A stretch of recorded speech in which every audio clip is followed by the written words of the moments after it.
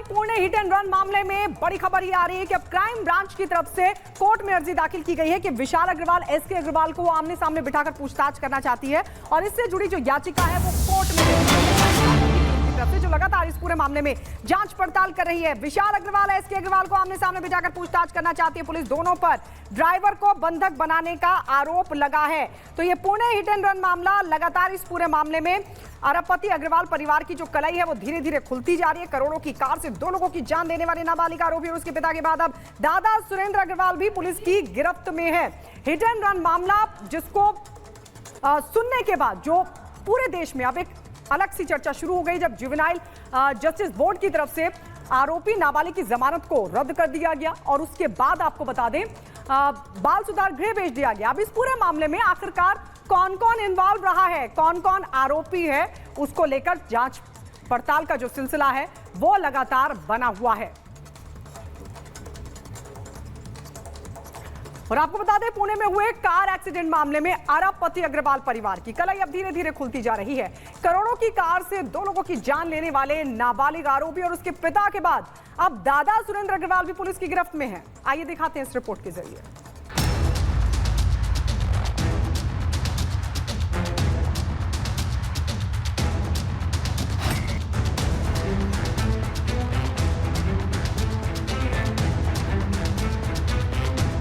Pune hit and run case में नाबालिग रईसजादे को बचाने के चक्कर में अब पूरा परिवार फंस चुका है। रईसजादे के पिता को पुलिस ने पहले ही गिरफ्तार कर लिया था। अब पुलिस ने उसके दादा एसके अग्रवाल पर भी शिकंजा कसना शुरू कर दिया है। पुलिस ने एसके अग्रवाल को गिरफ्तार कर 28 मई तक अपनी कस्टडी में ले लिया है। एसके अग्रवाल को 28 तारीख तक पुलिस कस्टडी में भेजा गया और आप तस्वीरें देखेंगे कि जिला जो कोर्ट है वहां से अब एसके अग्रवाल को यहां से निकाला जा रहा है। तो पुलिस संभवतः उनसे पूछताछ करेगी किस तरीके से सबूतों को टेम्पर करने की कोशिश की गई और साफ तौर पर जो एक तरीके से गवाहों को गुमराह करने की कोशिश की गई, जिसमें साफ तौर पर ड्राइवर का भी जिक्र सामने आया था। उसी की शिकायत पर FIR दर्ज की गई, गिरफ्तार किया गया और अब 28 तारीख तक पुलिस कस्टडी में एसके अग्रवाल है।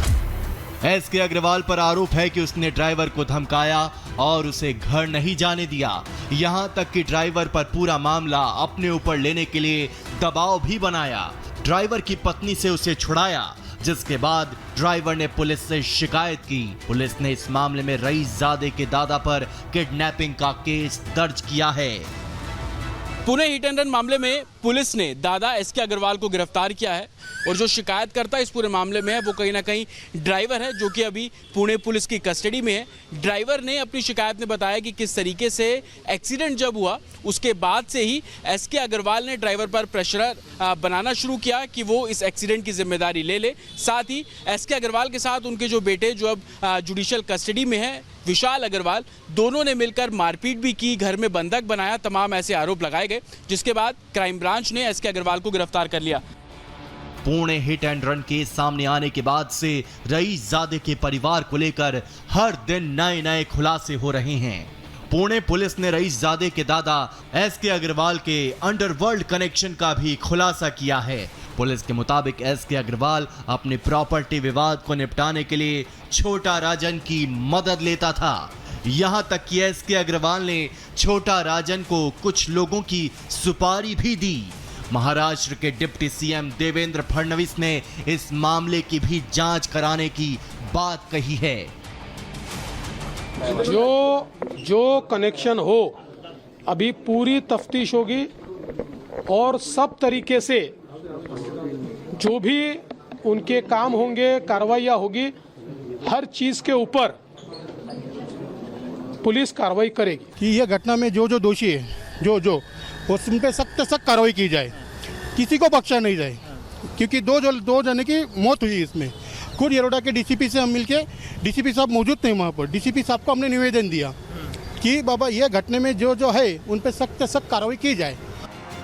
रईसजादे के परिवार का अंडरवर्ल्ड कनेक्शन और ड्राइवर को बंधक बनाए जाने के बाद सामने आने पर पीड़ित परिवार ने इस केस से जुड़े सभी गवाहों की सुरक्षा बढ़ाने की मांग की है। पुलिस को अपना केस मजबूत करने के लिए, उनको सजा दिलाने के लिए, जबकि पुलिस का यही काम है, तो हर उस शख्स को जब केस इतना हाई प्रोफाइल है या जिसके पीछे इतना बवाल मच चुका है तो गवाहों को तो पुलिस प्रोटेक्शन मिलना चाहिए। और यदि कुछ गवाहों को कुछ होता है तो उसकी जिम्मेदारी जैसे दादा की है फिक्स हुई है वैसे फिर से उनकी भी फिक्स होना चाहिए। Pune hit and run case में जान गंवाने वाले अनीस और अश्विनी कोष्टा को इंसाफ दिलाने के लिए कैंडल मार्च निकाला गया। इस मार्च में उनके साथी सहित पुणे की समाज सेवी संस्थाएं और छात्र शामिल रहे। इस दौरान सभी ने अनीश और अश्विनी को श्रद्धांजलि देते हुए इंसाफ की मांग की। रईस बाप की बिगड़ी हुई औलाद ने दो लोगों की, दो इंजीनियर्स की, हमारे समाज के दो इंजीनियरों को जिसने हत्या कर दी, उसको सरकार नाबालिग ना माने ऐसी मांग को लेकर के उसके ऊपर बालिग होने का मुकदमा चले और उसको एज अ बालिग ट्रीट किया जाए, ये हम लोग की मुख्य मांग है। हम सभी ये चाहते हैं कि उनके परिवारों को बहुत अधिक मुआवजा मिले, तत्काल मिले। अगर इस लड़के को सजा नहीं मिली तो फिर ये बहुत बड़ी नाइंसाफी होगी।